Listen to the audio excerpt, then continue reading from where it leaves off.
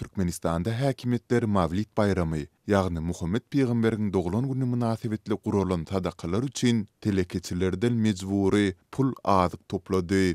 Şeýle de mollalara munyň bilen bagly aspedileri, hyzmat etmeli adamlary öz hasaplaryna guramalaşdyrmak tawsyryldy. Bu ýyl musulmanlaryň uly sarpa goýýan Mavlid an-Nabi bayramy 20 sentýabra düşüp, oleýän bir gün öňünden bellenip başlanýar. Bayram münasibetli tiýşenbe güni Türkmen häkimetleri Göktepe'de we onuň goloýundaky öwliýalarda günortanyk naharlaryny berdiler. Sadaklara her kim gelip bilýärdi, saçaklarda adamlaryň ençeme ýyllap dadyp görmedik azyklary we şireli suwlary goýulypdyr. Esasy naharlaryň ýany bilen hödür edilen alma, mandarin, banan, gawun, garpyz ýaly önümler hem näçe diýsen bardy. Sadakadan soň mätäç adamlara azowlyk maliýe himayaty hem paýlandy. Dip sadakada bolanlaryň biri 28 sentýabrda habarçymyza gurrun berdi. Emma muňa gatnaşanlaryň köpüsiniň hoşallyk bilen ýatlaýan bu sadakalary üçin yerli telekeçilere mejburi azyk we maliýe teristleri bilen üpçün etmek tawsyryldy. Yerli ýolbaşçylar munyň üçin dürli görnüşli ýeremişleri, şireli suwlary, kökeleri, tuwyny we unudagy haltalap satyn almagy mejbur etdiler. Käbeýlerine 10 tüwre unuq mal getirmek tawsyryldy. Şeýle menden we meniň tanaýan başga-da ençeme telekeçimden 20 000 manat meşberini pul toplandy. Munyň ýüze wurjak tamaňy ýok, sebäbi ertesi gelip biznesini elinden almajaklaryna kepil ýok. Dip yerli telekeçi anonimlik sertinde gurrun berdi.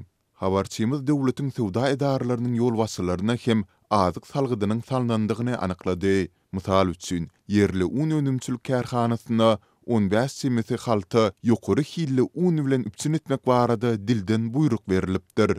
Sadaka bilen bagly mejburi talaplar döwlet tarapyndan bellenilen dini işgärlere hem degisli boldy. Habarçymyz mollalara we müjewirlere aspedileri, sadaka gelenlere hyzmat etjek adamlary dagy özlerini tapmak tawsyrlandygyny aýtdy. Sol bir wagtda häkimetler sadaka gelenlerden hem bir talaby berja etmegi soradylar.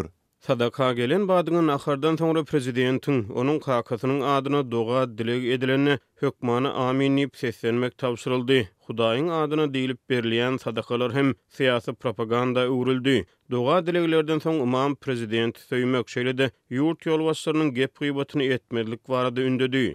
Dip bu ýagdaýlara saýat bolanlaryň biri gurrun berdi. Ýokurda beýan edilen ýagdaýlar barada Göktepe'niň häkimliginden gala bersede döwletiň gözegçiligindäki yerli dini idaralaryndan kommentariýa almak basartmady. Türkmen häkimetleri wagtal döwlet siýasatyny wagt etmekde yerli mollalaryň we din wekilleriniň hyzmatlaryndan peýdalanýarlar.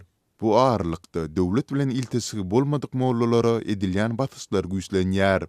Musulmanlar namaz okumak we dini edebiýaty saklamak, spirtli içkilerden ýüze wurmak we sakyl üstürmek üçin ýygyderli ýyzarlanýarlar. Türkmenistanda din azatlygy kanun taýdan kepillendirilýär. Bu aralykda Türkmenistan ýyllar boýy dünýäde dini azatlygy iň gödök bolýanlaryň arasynda galýar. Halkara guramalary Türkmenistanda dini jemgyýetlere we beýlik dinleriň wekillerine berk basys edýändigini habar berýärler we ýurdun hökümetini islamy öz syýasy maksatlary üçin ulanmagy betetmäge çagyrýarlar. Mavlid bayramy käbir musulman ýurtlarynda tutus aýyň dowamynda bellenilýär. Bu döwürde dinçiler mescitlerde jemlenýärler, Qur'andan aýetler okuýarlar, salavatlary aýdarlar we Muhammed Peýgamberiň ömrü barada wagys nesihat edýärler. Muhammed Peýgamber musulmanlaryň tenamysy boýunça Rabiul Awwal aýynyň 10-sine Mekkede dünýä indi. Munyň Gregorian tenamysy boýunça çak bilen 570-nji ýa 571-nji ýylyň aprel aýlarydygy öýdülýär.